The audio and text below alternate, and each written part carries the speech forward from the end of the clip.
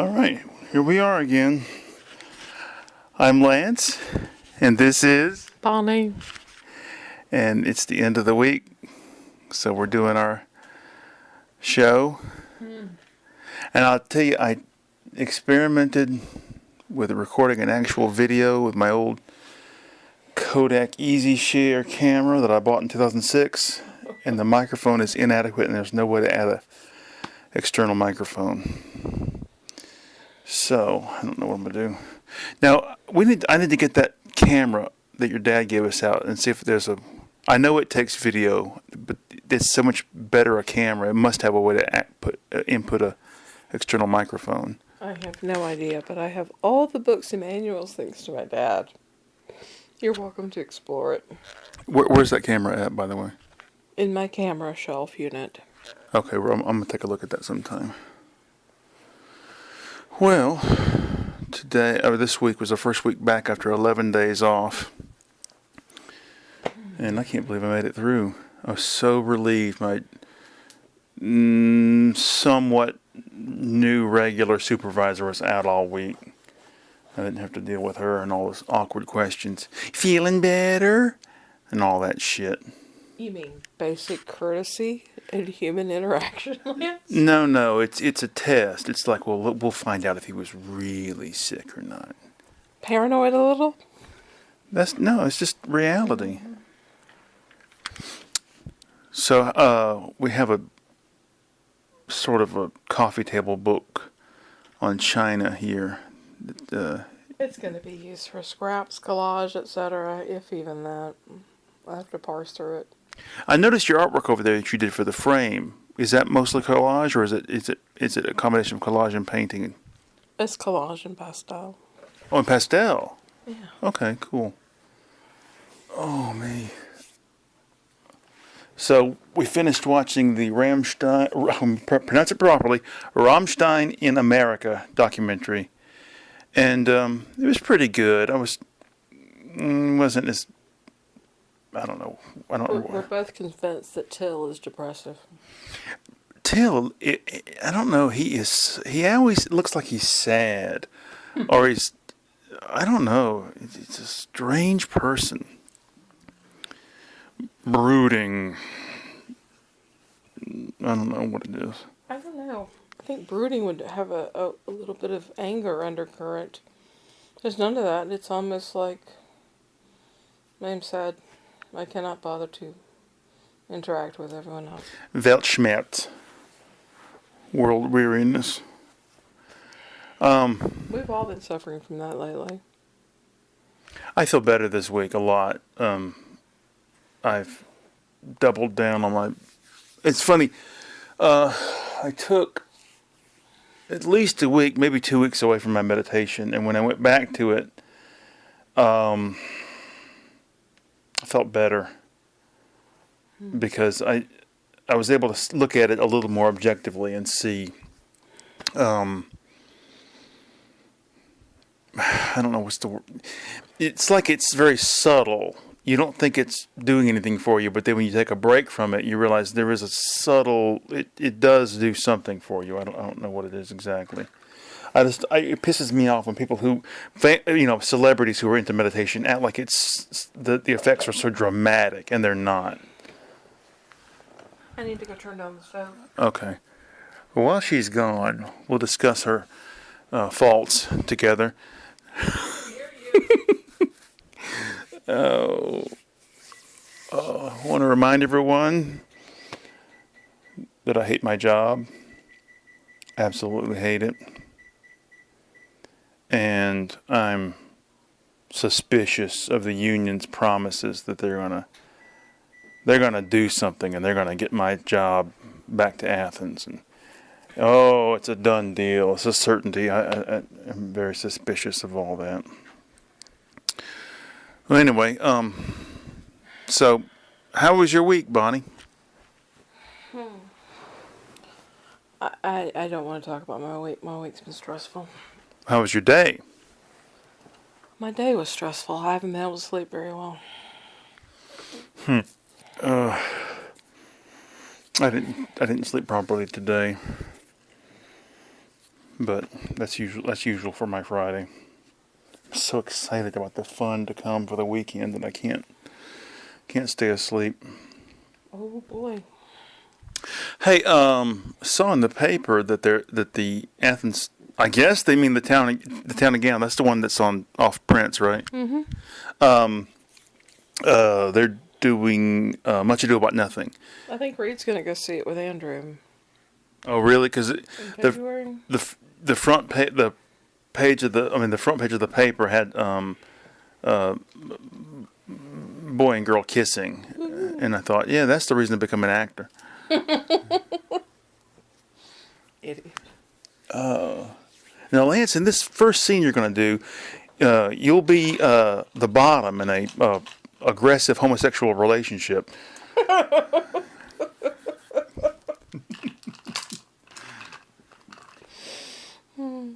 Oh dear. Well, let me see if I got any topics written down. Not specific for I'm started keeping a current list, so I can keep track of what I'm currently interested in, and I have Neil Diamond, Keith Richards, and Alex Dunham listed on here, and that Neil Diamond record, the second one he did with Rick Rubin, is really good.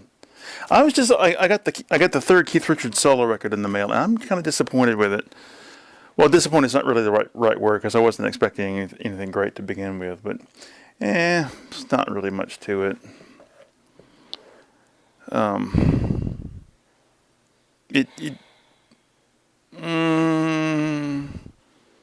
In a way, lyrically, it's a little more mature, but gut punch rock and roll wise is not much to it.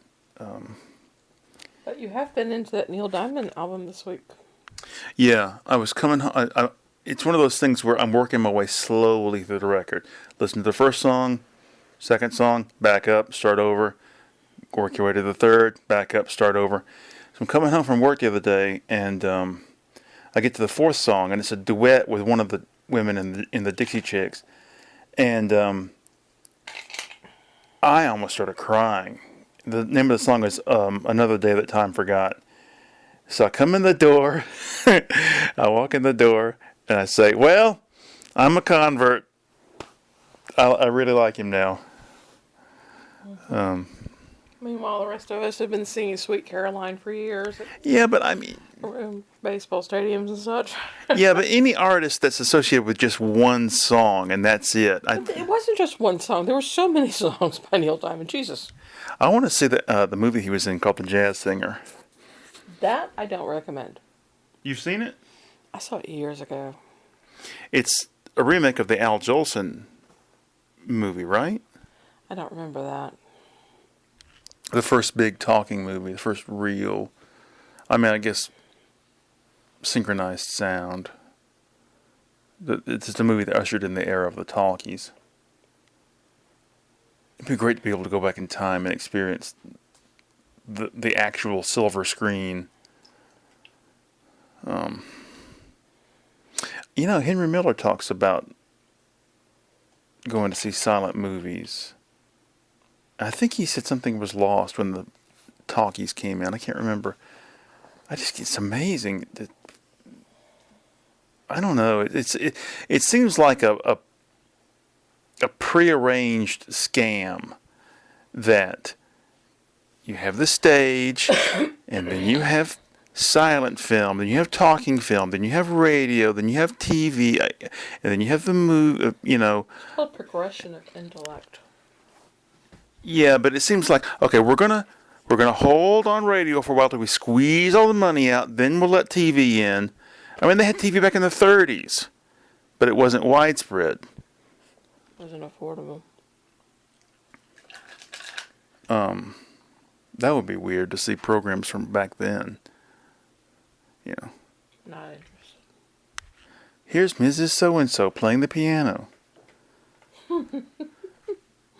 That's pretty much it. Remember local access TV? Hey, I have memory, because when I was a kid, you only had the three major channels, and then you had PBS, and PBS was just a lifeline to something different than what, the run of the mill. How old were you before you went to your first museum, dear? Museum? Yeah. You mean art museum or science museum? Any. I really don't know. Hmm. Trying to think if there was anything. Well, I was a toddler, the Van Gogh Museum, Arnhem. well, I was. We also got to see the King Tut exhibit. I was about to say the King America. Tut thing. Yeah. And, oh, I do know that you went to the Knoxville World's Fair. What a big nothing. Oh, come on. It was novelty. It was fun. I mean, remember going to go see the Russian Soviet farm vehicles? And they were all these square, big, huge blocks. And then across the way were all the American farm vehicles, and they had AM, FM radio in stereo with air conditioning. Well, yeah, but all the Eastern European Soviet bloc nations' pavilions were full of farm machinery. Like, this is the best we have to offer the world. It's a tractor, But the rest of that,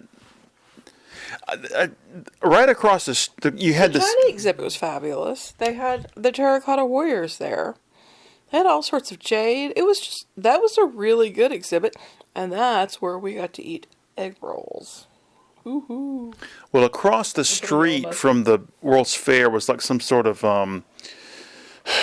World's largest mattress. commercial. Yeah, it was like a commercial expo, and they had the world's largest bed, and they had free samples of boxed some sort of sweetened milk drink, and the gimmick was it's in a box and you can store it in the shelf in the pantry for months and months. That was, it was preserved. My sister and I just gorged on the free samples, like a vanilla flavored milk drink. You did that everywhere you went. From all the stories you've told, you guys were pigs. I don't know. When you're raised by two people who act like we're just poverty stricken, then of course you're going to. I believe the word you're looking for is hill folk. I was just thinking about this a couple days ago. I asked for a 10-speed bike one year. I must have been about 13 for Christmas, and I woke up that Christmas morning, and there's the bike. And I'm looking at the bike, and then I sort of asked my mother, "Well, is this it? Bike, and that's all I get for Christmas?" She goes, "Do you know how much that bike cost?" And it was less than they gave to the church that month. Well, the derailleurs never worked right. It wasn't assembled right. It was a piece of shit. The chain kept coming off, and a couple months later, the church arranged for some sort of bike ride thing. Everybody's going to ride bikes from the church down to Watson's Mill, which is a little state park. And the chain came off the bike, and I'm stuck, and everybody goes down the road, without me. And my dad stays behind to try to help me get the chain on. And I'm so upset about it, I started crying, and he just, "Stop that crying!" Just, no sympathy. About 13.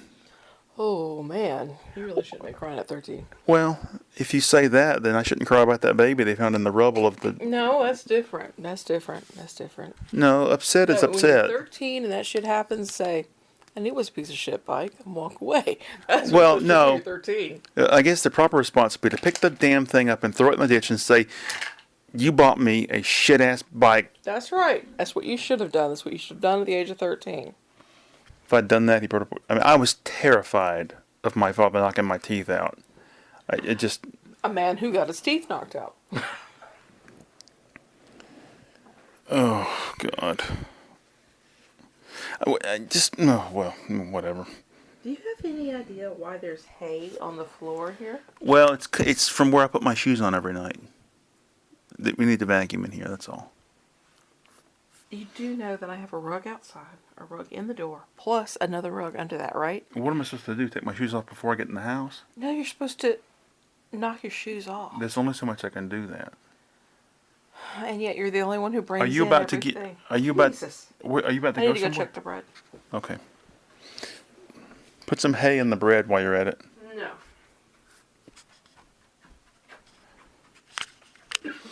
Okay. Bonnie's back from dealing with the bread she's cooking. Oh, but it's an experimental loaf, so I really don't know what I'm doing. I was I feel for it, but I was looking around at all the big picture books we have, and there's one I got when I was in 3rd grade. There it is over there. Got that for Christmas. It's full of dinosaurs. And I remember taking that to the Christian school. Just I don't know why I took it with me. Just one day, and our 5th grade Bible teacher saw that I had it. It was like, you need to be careful about that. Careful about that book. They have, stuff in there that I'm talking about dinosaurs and all stuff that we don't agree with. You need to be very, very careful. you mean stuff you agree with, don't agree with, like science and facts. Well, that's it. They know it contradicts everything they've built their belief system on. Yeah. Oh dear. I was so proud of that book when I was a kid. I think it's shameful that the paucity of books, information that I grew up with. You had to beg them for encyclopedias, didn't you? I don't know. No, I didn't beg them, but It was a big investment back then. as I recall, it was $300, which I guess would be about $30,000 in their money. Yeah, back then people would come door to door and sell things like that, just like they came door to door and sold vacuum cleaners. Yeah. Well. Yeah, that set of encyclopedias was just a treasure for me when I was a kid, because that was pretty much it. But did your people ever buy frozen goods from the? No. We didn't do that either. That was a little further out. You had to be out further in the countryside to do something like that. I remember people would come and try to sell you roofing and siding and new windows and extensions onto your home. Do you remember the craze for the glassed-in porches and such? Mm-hmm. And then there were the upgrades for bay windows. We could put a bay window in your house. I do. I can't remember the brand name, but I do remember there was this guy with a frozen truck. Schwann's. Yes, I think that was. Schwann's. Yeah, that was it. Yeah, I worked in one place that was just far enough out that this guy would stop in with a Schwann's truck. And some of the girls would buy stuff there. I'm like, what is this? And these were country girls, just you live far enough out. Going into the grocery at that point was a big freaking deal. You didn't have as many bypasses, and it just wasn't as easy to get around and to get things. And nowadays, it's just like nobody thinks twice about driving 30 minutes to an hour to go to some super center like Costco. Mm-hmm. Or Sam's. I mean, my dad drives well over an hour to go into Sam's basically every week. Well, I remember I must have been about 3rd grade, and we were visiting my grandparents in Monroe, and my cousins were down from Fort Bragg, and we're in the living room talking, and there's all of a sudden my cousins were 2 sisters, and their ears and perk up, their eyes light up, and they're like, the ice cream man's here. I hadn't even noticed. I hadn't heard the little bells ringing. But so we all ran outside, and I'd never seen an ice cream truck before. Yeah, turkey in the straw. Maybe so. And we ran out there, and they had ice cream sandwiches and push-ups and all that stuff. And I was like, oh my God. But see, they lived in a relatively big town compared to where we lived, and What was it? Well, yes, it's next to Fayetteville, North Carolina. Yeah. And we went to visit them one year, and they had an ice skating rink in town. That's the only time I've ever been ice skating. Wow. Yeah, and I don't know. But like I was saying, PBS back then was like, an insight into another world. Well, it was. I mean, there's that story you tell about watching something on television and your dad coming in going, what's this faggoty stuff? What was it? I was watching Midsummer Night's Dream on PBS, and he came in and sat with me and started crossing and uncrossing his legs and shifting around in the seat and grunting and getting more and more agitated. And finally I'm like, okay, fine, I'll just go watch it in my room on the black and white portable, fine. With the coat hanger antenna sticking out of it. So you can watch whatever. Rockford Files or whatever. Baba Black Sheep. All that crap. When Amazon, we watch some things on Amazon. We don't have regular TV, and so Amazon bought IMDb and then created Freevee and a couple other things. So they bought all these old catalogs of stuff, and I sat down and I tried to watch some of the things that we had watched over the summer at my grandmother's house. They had what was the cowboy in the city thing? Oh, McLeod. McLeod. It was unbearable. There were a couple other shows I tried. It was just, how did we sit through such tripe? Yeah, all of it. I mean, even stuff that And stuff today is not any better. No, just the very nature of television itself. It's limited in how much reality it can present because of the nature of storytelling itself. We have changed a little bit with the way we do television, having these story arcs that continue over a season. And that has improved in some ways. You can give attention to certain details. That's particularly good when you're, in sci-fi like I am.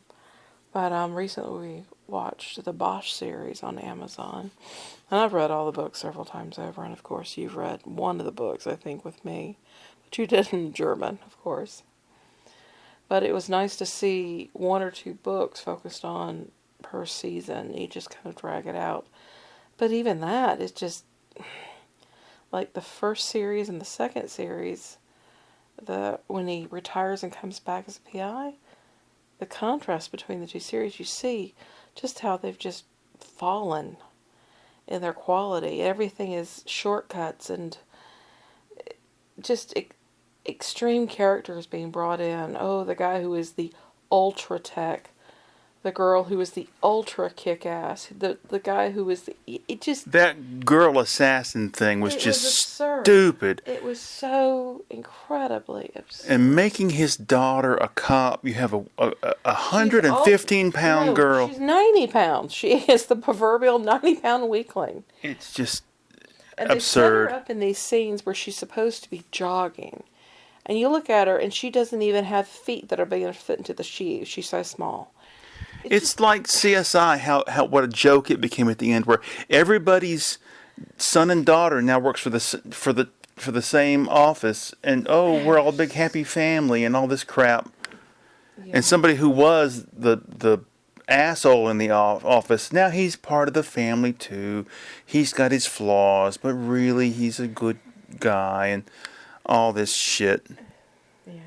In a real workplace, you don't associate with 95% of the people you work with. You don't want to open yourself up too much. Oh, you're having some new issues at work this week, aren't you? Yeah, but we're not going to discuss that on a public forum such as this.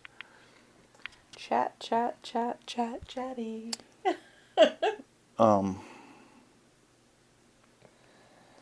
Yeah, Lance is one of these people that when somebody starts, Lance has to train people so that he'll get them exactly the way he wants them to be.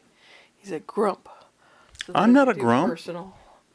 You have told me over and over that you go out of your way to snub people and to try to not talk to them and stuff. I always feel bad about that, though, I will admit, if I snub somebody. I'm looking at the art wall you have. I'm looking at it in the mirror, and you can see it objectively. Mm-hmm. Looks really good. Well, I'm hoping to redo the bathroom this year, and so I'm going to bring some of the other art. I remember... included on that wall. You talk about the snubbing. I remember the first time when Randy started working with me. I was doing something, and he came right up and started working right beside me and started running his mouth, and I just dropped what I was doing and walked off. And he snapped at me. You should have told me you don't like working with people who are talking. I didn't know any better. Well, I'm sorry, but there's no other way to get the message across. I hate to be an asshole. I really do, Bonnie. You're so good at it, dear. Despite all appearances, I do. Yes, all appearances. Oh, mercy. We don't seem to have much to talk about this week, do we? We have a lot to talk about. We've been doing pretty well. No. My mother Lord. credits Sesame Street with my being able to read early, and I think that's strange. Because I remember her reading to me. I mean, that sounds like an odd thing to say, but she did read to me. I remember her reading The Monster at the End of This Book out loud to me. Oh, Out loud. That was so cute. Yeah. I'll Fix Anthony. That's a good one. How Fletcher Was Hatched always threw me for a loop. What's in the Dark? How High Is Up? The Ice Cream Cone Coot. Kings of Bloom. The Wicked Kings of Bloom is not a book that I had as a kid. I saw it at the library, and then later we found it used for our kids. It's a creepy book. Creepily illustrated, too. What was the story about the little old man who could not read? The Little Old Man Who Could Not Read. That's a sweet book. It was the actual title. Okay. That was... The Donkey, Silly Donkey. That's a great book. Roger Devoisin. He's either French or French-Canadian. I can't remember. It was a lovely story. Every time I go by the donkeys down the road, we always get Donkey, Silly Donkey. Oh. God. It is a sweet book. When you have kids, everything changes. It's all the ways that you talk to kids and all the little shortcuts, and to this day we still call clothespins crocktails. Yeah. There's a lot of little things. There's some more little... Quack, quack, said he. Now who will bring some food for me? That was a book we found at the library and have not been able to find since. We don't even know who... It was illustrated like Dick Bruna's work, but it wasn't him. It was something else. It's about the little animals that find an egg, and the egg hatches, and a little baby duck comes out and says... The rhyme... I don't know what the beginning rhyme is, but it's... Quack, quack, said he. Now who will bring some food for me? And we thought that was sweet because that's what the baby's first need is, to eat. Oh, that baby they found in the rubble. The doctor's wife is nursing him. Oh, it's her. It's so sweet. I know. Thousands of offers are pouring in to adopt the baby. I hope they get to keep the baby. If you nurse a baby, God, you... I know, you bond to it so easily. It's the best thing in the world, nursing your baby.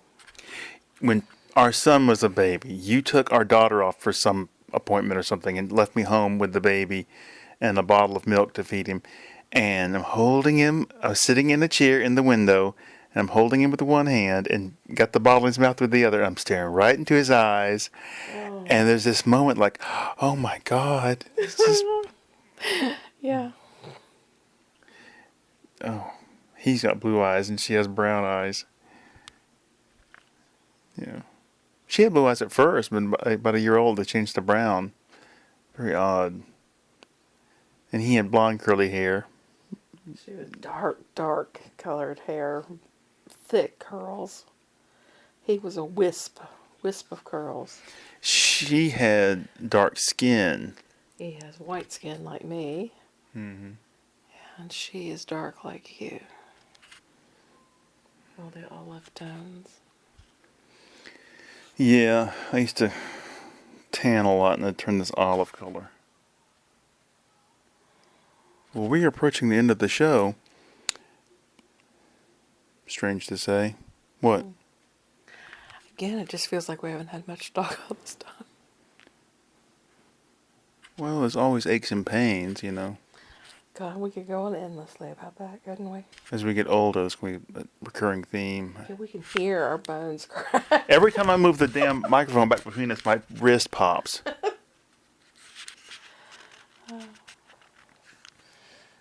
Okay, I guess that's it. Bye-bye. Bye.